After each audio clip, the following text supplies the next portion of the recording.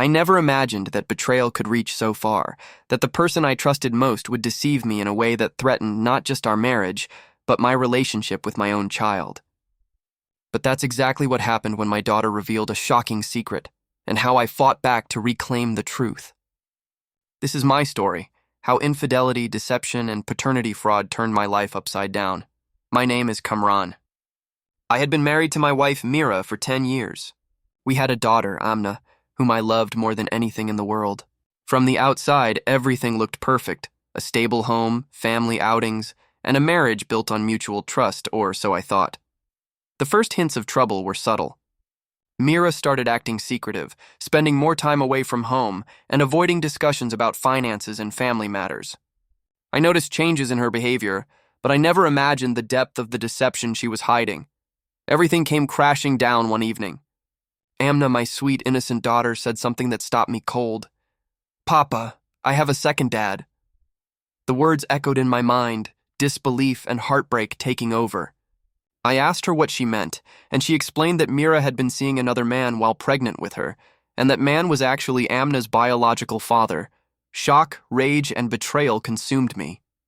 The woman I had trusted, the mother of my child, had committed not only adultery but also fraud so personal and devastating that it felt like a direct attack on my identity as a father. I realized that action was necessary, not just emotionally, but legally. I gathered evidence meticulously: messages, photos, medical records, and other proof of Meera's affair and the paternity deception. I consulted a lawyer who specialized in family law, determined to hold her accountable for the lies and to secure my rights as a father. A DNA test confirmed my daughter's biological father was not me. The betrayal cut deeper than I could have imagined.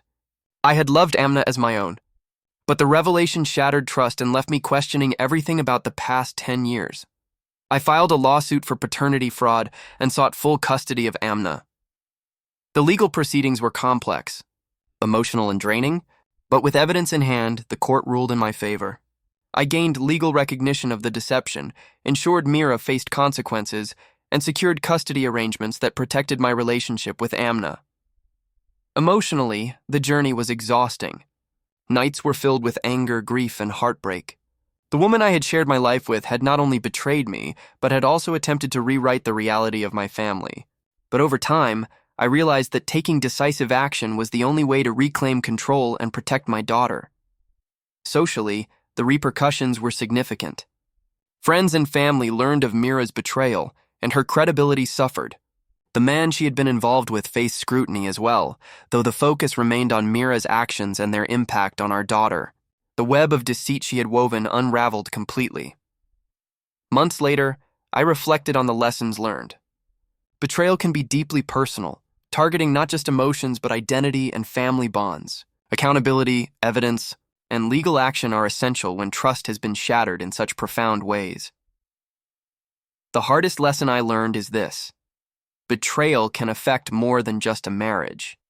It can impact parenthood, family, and the lives of innocent children. Protecting what matters most sometimes requires taking legal action, even when it's painful. Meera's affair and paternity fraud destroyed her credibility, trust, and relationships. I exposed the truth, sued for paternity fraud, and secured custody of my daughter. And in the aftermath, I discovered that accountability, justice, and protection of loved ones are the strongest forms of dignity. My daughter told me she had a second dad. I sued my cheating wife for paternity fraud, and in the aftermath, truth, justice, and protection prevailed.